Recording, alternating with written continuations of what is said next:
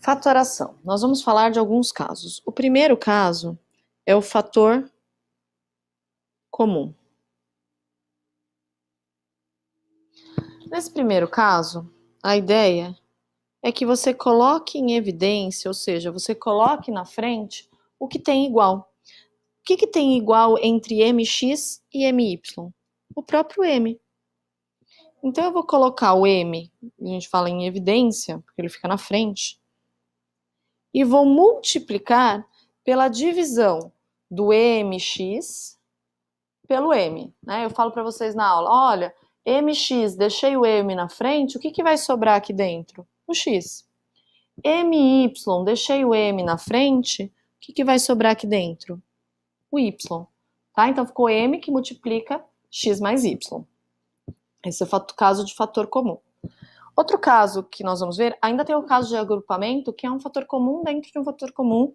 Né? Eu não vou mencionar esse caso aqui na recuperação, mas vocês podem usá-lo, é só fator comum. O segundo caso é diferença de quadrados.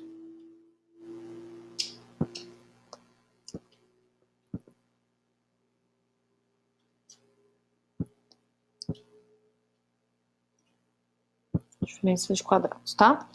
O próprio nome já diz, diferença é uma conta de menos entre dois números que estão ao quadrado. Então eu tenho 4x² menos 1. O 4x², ele está ao quadrado. É um número que eu consigo tirar a raiz quadrada dele. Tirando a raiz quadrada dele, né, tirando a raiz quadrada de 4 e de x², eu tenho 2x. O 1, apesar de não parecer, ele também é um número que está ao quadrado. Eu consigo tirar a raiz quadrada dele. Então, raiz quadrada de 1 é 1. O que eu vou fazer com esses dois números que eu encontrei, o 2x e 1? Eu vou fazer um parênteses somando e um parênteses subtraindo.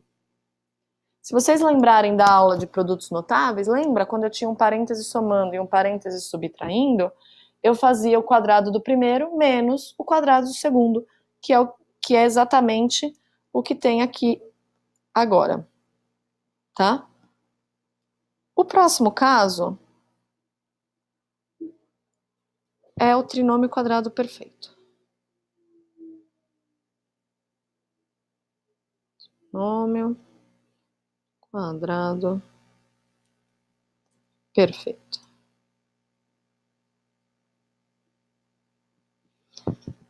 Então, eu vou escrever aqui um trinômio. O primeiro trinômio tem 3 termos. Ok? Normalmente, eu vou olhar para os dois que eu consigo tirar a raiz quadrada. Tá? Então, eu consigo tirar a raiz quadrada do 9m², dá 3m. E eu consigo tirar a raiz quadrada de 1, que é 1. Eu vou conferir esse termo que eu não usei, esse termo que estava ao quadrado. Por quê?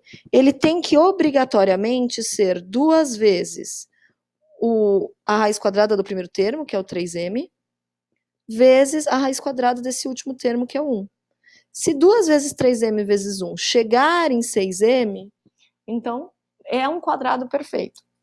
E aí eu vou usar o 3m e o 1 para escrever esse quadrado perfeito. Isso vai ficar 3m mais 1, tudo ao quadrado.